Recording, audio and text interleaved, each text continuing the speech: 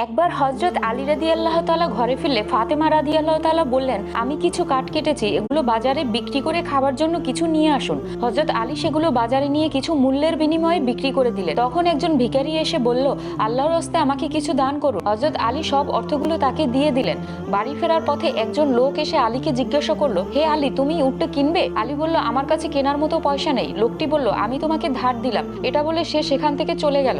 পরেক্ষণে আরেকজন লোক এসে বলল, হে আলী, তোমার উটটি খুব সুন্দর, তুমি কি এটা বিক্রি করতে চাও? তখন ওই ব্যক্তিটা হযরত আলীকে কিছু মোহর দিল এবং উটটি নিয়ে চলে গেল। হযরত আলী আগের লোকটিকে খুঁজে না পেয়ে বাড়ি ফিরে গেলেন। বাড়ি ফিরে দেখলেন নবী করিম সাল্লাল্লাহু আলাইহি ওয়াসাল্লাম ওনার ঘরে বসা। নবীজি বললেন, আলী, উটের কিচ্ছা কি তুমি আমাকে শোনাবে নাকি আমি শোনাবো?